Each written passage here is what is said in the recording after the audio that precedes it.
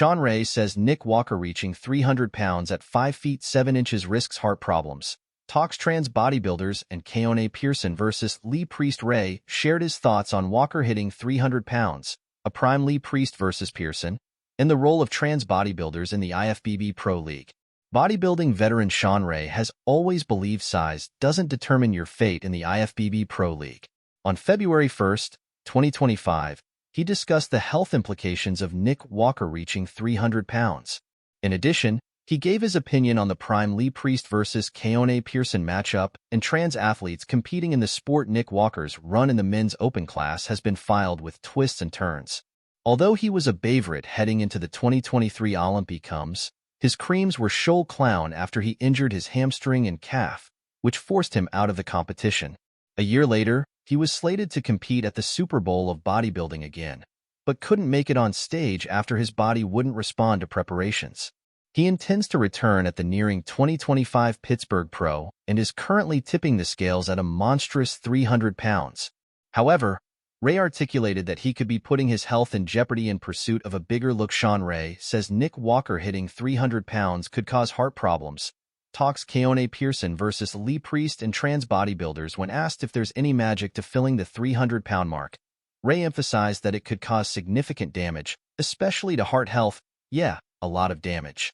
While everything else gets bigger, the one muscle that doesn't is your heart. The one thing that has to work harder in the internal system is the heart, and it's a very short run for a lot of those 300-pound bodybuilders because it's diminishing returns. Ray underlined that even Jay Cutler, who competed against Ronnie Coleman, didn't eclipse 300 pounds, and he was taller than Walker. Most of the big guys on the way up are impressive, but it's very hard to sustain that upward growth. At some point, you have to get into the refinement area. Now, Nick at all of 5 feet 7 inches at 300 pounds. I think he's probably one of the first. I don't even know. Jay Cutler was flirting with 300 pounds, but he's 5 feet 9 inches. Nick Walker was already kind of boxy and short, so I don't know how that's going to be distributed. He is not the next benefit from high-rep and high-intensity workouts to bring his weight down. I hope he's doing some high-rep, high-intensity workouts to try to bring that weight down, adds Ray. Switching gears, Ray argued a prime Lee Priest would have struggled from the back with Keone Pearson. He emphasized the discrepancy between the two athletes, stating it's a case of a man against boys. Let's find out who's better, Keone or Lee Priest. I'd love to see that. I think all of us would, because I saw some comments where people were saying Lee Priest at his peak would be better than Keone. I don't know what they're looking at. As soon as they turn around to the rear, which most of the contests are won and lost from, it's over. Keone's chest, Keone's shoulder-to-waist differential. It's a man against boys from where I sit. Keone is a top Olympian in today's bodybuilding right now.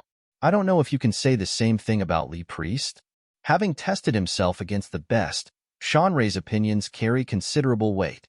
He believes trans athletes competing in the NPC/IFBB Pro League could open the door to bigger issues. Additionally, he whams that Nick Walker should tread carefully at 300 pounds